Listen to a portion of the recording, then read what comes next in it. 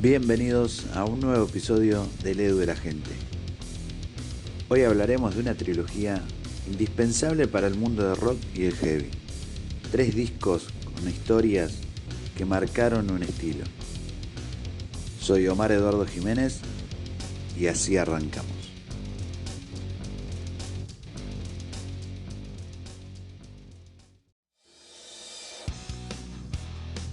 Bienvenidos al Edu de la Gente. Como dije, hoy hablaremos de 3 discos que redescubrí. Como siempre, en el programa yo recomiendo discos. Hoy estos 3 discos son altamente recomendables, no solo por el listado de temas que trae, sino por la marca que dejaron en estos estilos del hard rock y el heavy metal. 3 discos que son indispensables. Si te gusta mucho el hard rock, el rock en sí, no podés dejar de escucharlos. Así que vamos con ellos. El primero es, para mí, indudablemente, el disco de una de las mejores bandas del planeta, como ellos mismos se suelen llamar. Esta banda se caracteriza por ser también muy autocomplaciente, digamos. Hablo obviamente de Kiss, que siempre ha sido sinónimo de rock and roll, éxito y glamour, tal como lo conocemos, ¿no?, a esta altura. Pero hay una historia que todos no conocen, y es la que dio pie a que Kiss fuera todo lo grande que es ahora. Después de sus primeros 3 discos de estudio, y en un momento en que gran parte de los medios solo les llamaba la atención sus vestimentas estrafalarias y su maquillaje, surgió la idea de grabar un disco doble en vivo. Estamos hablando del año 1975, donde los discos en vivo, y encima dobles, no tenían la repercusión que ninguna compañía hubiera deseado. Pero como se consideraban tan buenos en el tema de las presentaciones en vivo, ellos querían dejar, ¿no?, para la posteridad un registro de algo tan impresionante como es un show de Kiss. Pero para sorpresa de la banda, este disco se convirtió también en el punto de entrada a la consagración total y un reconocimiento masivo. Era una época, como decía, ¿no?, que los discos no importaban mucho, los discos en vivo, pero toda la espectacularidad que emanó este trabajo fue realmente conmovedora. El disco es de principio a fin una muestra de todo el poder que tiene Kiss en vivo. Una lista de temas clásica. Y eso también llama la atención, ya que Kiss solo tenía 3 discos de estudio en ese momento y tenía una línea clásica para 2 discos en vivo. O sea, piensen en esto: 2 discos donde todos son clásicos y ellos tenían 3 discos en estudio. O sea que sus 3 primeros discos se escribieron grandísimos clásicos de rock. Era el mejor momento de Peter Criss en la batería, donde también hay un tema, 100 Years, que canta Paul Stanley, donde hay un solo de batería de Peter Criss de más o menos 8 minutos, que es increíble para la época. Paul Stanley y Ace Frehley con sus guitarras haciendo unos duelos también donde te llevan a otra dimensión. El mejor momento de todos, de todos. Y si bien este disco fue una sorpresa para todos, la sorpresa vendría muchos años después, cuando nos enteramos de que el disco realmente no fue totalmente grabado en vivo. Cuando el ingeniero de sonido escuchó las grabaciones de esas noches en, en Detroit, donde lo grabaron, se dio cuenta de que, obviamente, ¿no?, cuando se toca en vivo hay muchas cosas que no podés repetir del disco en estudio. Una era, por ejemplo, la voz de Paul Stanley, que sea tan clara mientras él daba saltos, bailaba, tiraba la guitarra al piso, arengaba a la gente. Con todo ese trajín no se podía conseguir una grabación plena. Así que, ¿qué decidió el ingeniero de sonido? Regrabar varias canciones en estudio y agregarle el sonido de la gente, digamos, atrás de esas canciones. Entonces, el disco Alive 1 de Kiss, es el cual estamos hablando, no fue totalmente en vivo. Hubo partes, por ejemplo, con el clásico Black Diamond, donde Paul Stanley se equivocó la letra en vivo, pero la parte instrumental fue muy buena. Entonces, ¿qué hicieron? Regrabaron la parte vocal de Paul Stanley. En el solo de batería de Peter Criss, al final se le han colocado unos efectos, los cuales obviamente no estaban en vivo, como para que tenga mucha más emoción al escucharse. Varias notas de muchos temas que tocó Ace Frehley equivocadamente se corrigieron en estudio. Y hasta se dice que el final con Rock and Roll All Night, que hoy es un clásico para todos los finales de las presentaciones de Kiss, fue totalmente grabada en estudio y solo se le agregó el grito de la gente cantando los temas. Esto nos enteramos muchos años después. El disco fue grabado en 1975 y, si mal no recuerdo, hasta el 2000 no se sabía sobre esta historia. Y mucha gente pensó que fue grabado totalmente en vivo. El poder del marketing de Kiss es impresionante. Yo nunca voy a olvidar la frase de Paul Stanley en un especial de VH1, donde él decía que Kiss, en ese momento, ¿no? En el 75, la mayoría de las bandas querían ser como los Beatles. Bueno, Kiss quería ser como Coca-Cola. Quería ser una marca reconocida, una marca registrada. Y creo que lo lograron, ¿no? Por eso es una de las bandas más grandes del planeta. ¿Quieres lo mejor? Tienes lo mejor. La mejor banda del planeta, Kiss. Frase con la que comenzaron todos sus shows a partir de este disco, Alive 1. Recomendable, 100%.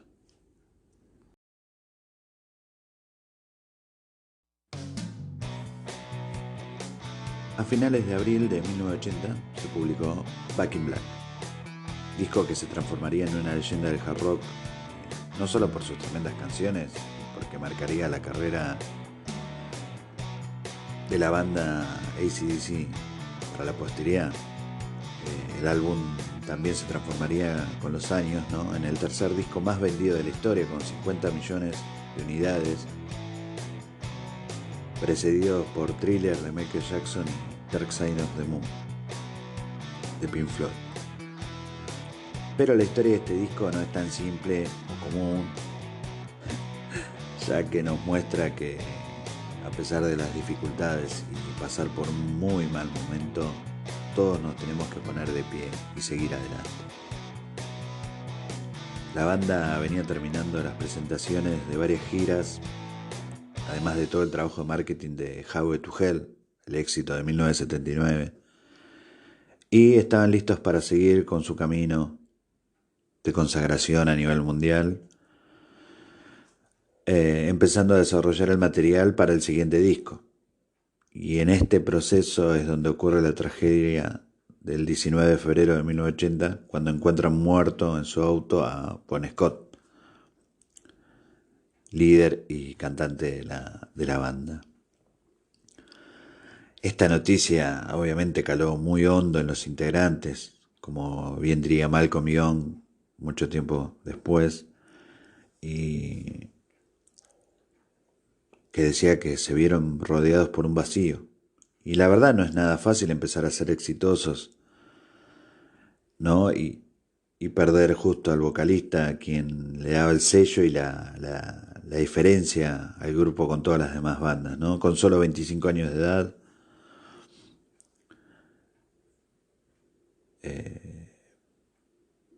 pero aún así no disolvieron la banda. O al menos no lo hicieron en ese momento, pero la idea estaba para disolver la banda. Sin embargo, dicen que el incentivo llegó desde la misma familia de Bon Scott, ¿no? En el funeral, supuestamente el padre les dijo que no tenían que parar, tenían que encontrar a alguien porque su hijo hubiera querido eso. Y luego de unos días de luto, Malcolm reaccionó y empezó la reconstrucción de la banda. Decidió de que no se iba a pasar todo el año llorando y llamó a su hermano Angus, el grandioso Angus, para ensayar y empezar el proceso de búsqueda del nuevo vocalista. Su manager en ese momento les proporcionó una lista de candidatos. Muchos se ofrecieron para audicionar, imagínense, era para ser el cantante de AC/DC, banda que estaba por esos años ya escribiendo la historia del rock. Finalmente, el 8 de abril, luego de casi 2 meses de búsqueda, se anunció la incorporación de Brian Johnson, un inglés de Newcastle de mucha experiencia sobre el escenario con su banda Jordi, que en ese momento trabajaba en una fábrica de autos. Sí, el cantante de AC/DC trabajaba y en una fábrica de autos. Qué mejor lugar, ¿no? Para el cantante de AC/DC. Ahora nuevamente con la banda ya completa, hubo ensayos, decidieron comenzar la grabación del séptimo disco para ver si podían repetir el éxito ya forjado con los trabajos anteriores, ¿no?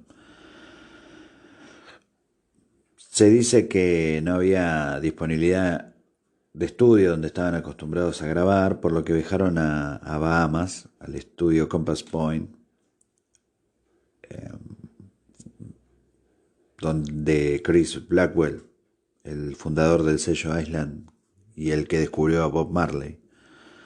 Mucho misticismo en este disco. La primera semana fue muy productiva, dado lo relajado, ¿no? Obviamente, estamos hablando de las Bahamas. Las fotos que uno ve parece ser un lugar ideal para grabar un disco. Y imagínense la responsabilidad de Brian Johnson, ¿no? Estaba en el lugar de Bon Scott y había que grabar un disco. Eh, Según Johnson, y el mito más singular de esta producción, es que en una de las sesiones sufrió un suceso paranormal donde el espectro del mismísimo Bon Scott se manifestó, dándole su beneplácito para tal labor. Y se confirmó como que algo pasó, no quería hablar de ello, pero algo pasó y fue muy bueno. Más allá de la anécdota, dejémoslo para otro momento porque se puede hablar un montón de eso. Lo importante es que después de este hecho le dio la seguridad y la personalidad necesaria para sacar este proyecto adelante y transformarse obviamente en el frontman indiscutido de la banda hasta el día de hoy. El disco se terminó de masterizar, hubo varios temas increíbles escritos por Johnson, y es obviamente este disco un claro homenaje a Bon Scott, aunque en ninguna parte se menciona, pero imaginen la carátula todo de negro, que encima la discográfica, o sea, el sello no lo tomaba como comercial, así que no querían que una carátula del disco sea totalmente en negro.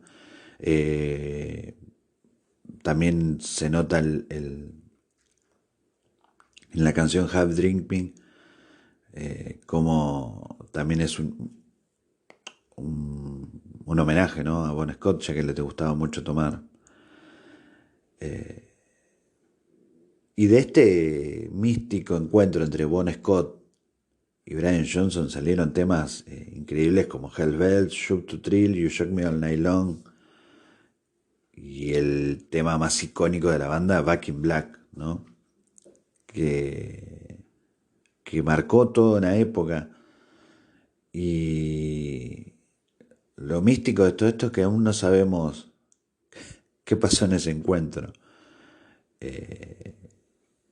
Y sin dudas es un disco que uno debe tener, no solo por la historia, sino porque cada vez que uno lo escucha se vuelve a descubrir la genialidad de esas canciones y por qué, la razón de ser tan popular. Es el momento de empezar a escuchar y, y ver de que AC/DC es lo que es y por qué es lo que es.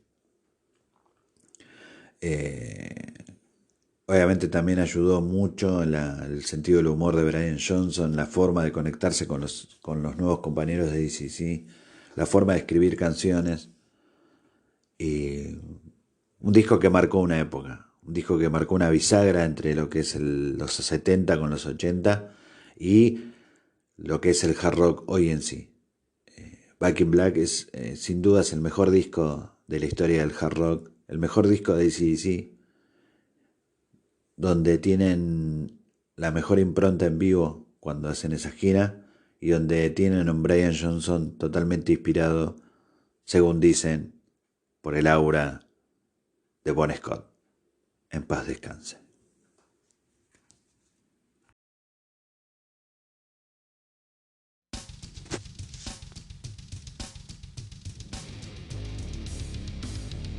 Judas Priest es sin duda la banda más representativa del heavy metal. Y en 1980 lanza un disco que es totalmente el mejor. El punk y el disco desaparecieron de las listas, más o menos a eso por el año 79, donde la New Wave iniciaba su reinado. Y en el terreno de Margaret Thatcher, en Inglaterra, comenzaba a crecer una nueva fuerza que se conoció como New Wave of British Heavy Metal, la nueva ola de heavy metal británico, donde una marca con la cual muchas bandas empezaron a aglutinar la rabia y la desesperanza de una nueva generación. Judas Priest llevaba casi una década para ese momento haciendo heavy metal, con letras generadas desde la impronta de Sabbath.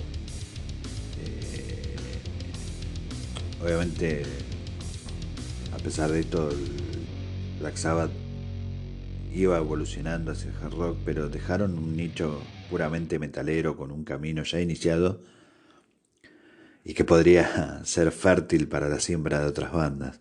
Y ahí mismo fue donde Judas Priest plantó sus semillas, las que germinaron vigorosas en abril de 1980 con el lanzamiento de British Steel. Es un disco que se ha impuesto en la historia como un antes y un después, e incluso muchos críticos, ¿no?, lo consideran el punto de partida de la nueva ola de heavy metal.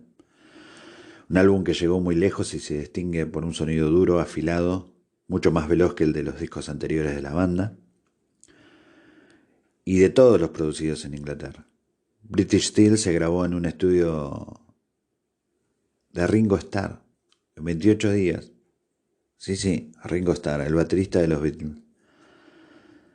Se grabó en 28 días y usando la tecnología analógica que estaba disponible por esas épocas. Por eso cabe destacar también el trabajo del técnico Tom Hallon, que es increíble. Este disco contiene Breaking the Law, que es un himno que se clavó como un imprescindible para el metalero de cepa. El riff principal es perfecto y ha sido base creativa para cientos de bandas que vinieron después, donde también hicieron un primer video reventando tímpanos con la guitarra y con Halford doblando los barrotes. No sé si lo recuerdan, pero era un video muy hilarante, si se puede definir, pero con un sonido agresivo y una letra muy poderosa. Eh, la simpleza instrumental, ¿no?, de esa primera fase. Tiene también Rapid Fire, pura velocidad y furia de Holland en la batería, que justamente es en ese disco es donde debuta en la batería. ¿No? Rapid Fire, donde da también inicio una batalla de riff entre Dooney y Tipton, al estilo de la vieja escuela del heavy metal. Halford cantando excepcional en Metal God, que es un tema que se mantiene, ¿no?, hasta el día de hoy. La portada del álbum la diseñó un señor de un apellido muy raro, creo que es Sasbo, algo así. Bueno, no importa quién lo hizo. Lo importante es que se basó en la imagen de una empresa siderúrgica británica llamada British Steel. Así que no fue tampoco muy rebuscado el asunto. Pero convengamos que es un disco para la historia de heavy metal que marcó un antes y un después. Donde también hay 10 curiosidades muy copadas, muy buenas, que para ese tema vamos a hablar ahora. Como les decía, fue el debut de Dave Holland en la batería. Es el primer disco donde está este baterista que sustituyó a Les Blinks, que había sido despedido de la banda tras la publicación del disco en directo Unleashed in Days. Holland grabaría todos los álbumes clásicos de Judas Priest en la década de los 80, como Screaming for Vengeance y Defender of the Fight. Aunque, a pesar de todo esto, Holland fue sustituido por Scott Travis para la grabación de Painkiller, otro disco que voy a hablar sobre disco porque también marcó un antes y un después, pero de Judas Priest. En este disco está, otra de las curiosidades, que en este disco está Living After Midnight, que es la canción más versionada del estilo de heavy metal.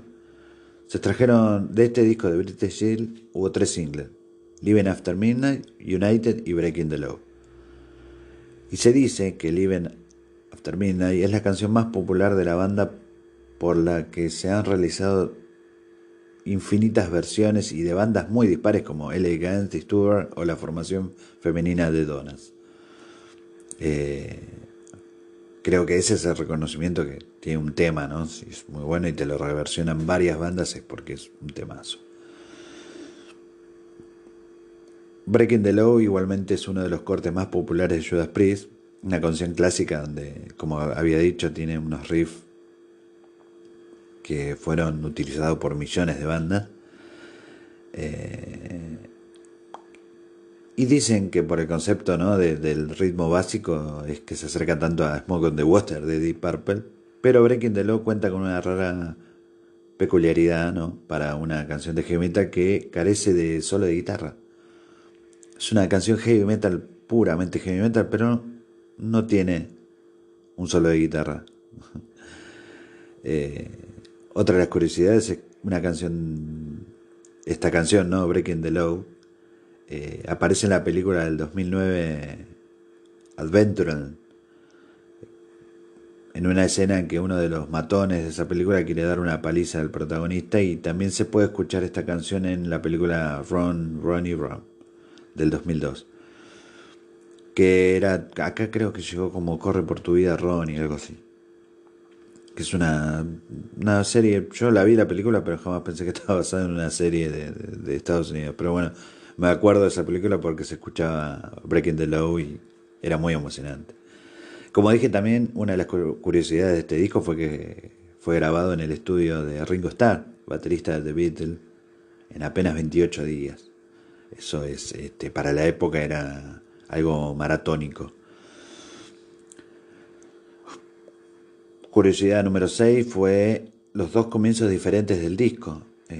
La edición estadounidense tenía el orden de canciones alterado con respecto a la inglesa. En la estadounidense comenzaba con Breaking the Law y en la de Inglaterra pensaba con Rapid Fire. Nunca se supo bien qué pasó ahí. Es algo anecdótico, más que nada para los que coleccionan discos, porque tal vez tengan 2 discos de British Steel donde uno comienza de una manera y de otra, sepan que es valorado, es considerado de colección por el hecho de tener las 2 versiones más importantes del disco. Judas Priest hizo un auto-homenaje de este disco. Sí, un auto-homenaje. si bien siguen interpretando varias canciones, ¿no?, del disco, en el año 2009 la formación se autohomenajeó realizando una gira en la que tocó todo el disco íntegramente en vivo, convirtiéndose en una de las primeras bandas de heavy metal, ¿no?, que decidió tocar un disco entero en vivo, años después de ser publicado. British Steel también compitió con el primer disco de Iron Maiden, nombre homónimo. Apareció el mismo año. Hoy todavía existe, ¿no?, un debate de cuál de los dos es el más importante para la evolución del heavy metal.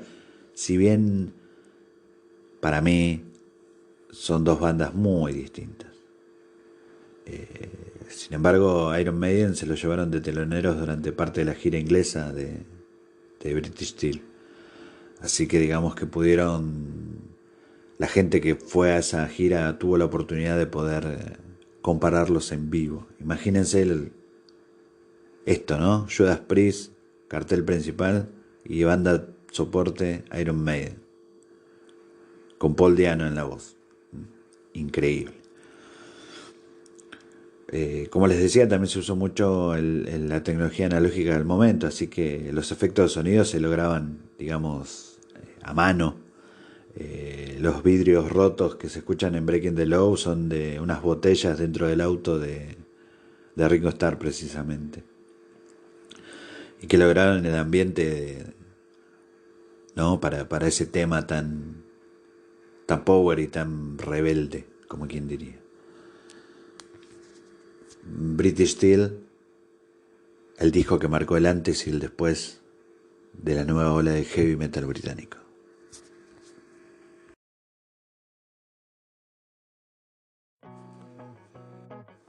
Y estos han sido los 3 discos icónicos, 3 discos apocalípticos dentro del hard rock y el heavy metal, con sus historias, su misticismo, sus anécdotas. 3 discos que, como dije al comienzo de todo esto, se los recomiendo pero con los ojos cerrados. 3 discos donde van a descubrir lo que fue el estilo del hard rock y el heavy metal hasta hoy, lo que marcó el camino en realidad. 3 bandas que siguen pasando los años y aún nos sorprenden. Esa es la gran virtud de estas 3 bandas, seguir sorprendiendo a sus fans. AC/DC sorprende con no haber cambiado nunca su forma de hacer las cosas. Una banda lineal donde su estilo siempre fue, quieran llamarlo, lo mismo, pero que ha marcado la historia de todos nosotros. Nadie me puede negar de que nunca se movieron un poco al escuchar un tema de AC/DC. Es un tema que transmite, es una banda que transmite energía al 100%. Kiss, tuve la suerte de ir a varios shows de Kiss y puedo decirles de que uno paga la entrada sabiendo de que va a tener el mejor show de la historia. Y siempre cumple. Quedó marcado y grabado en ese disco Alive 1. Y Judas Priest, hoy, más de 40 años de carrera, te sigue sorprendiendo. El mismísimo Rob Halford se encarga de que te sigas sintiendo en la cresta de la ola del heavy metal. Esto ha sido el Edu de la gente, espero que lo hayan disfrutado. 3 discos que espero que lo escuchen y disfruten como tanto se merecen. Un abrazo enorme, salud y libertad. Mi nombre es Omar Eduardo Jiménez, nos vemos en la próxima.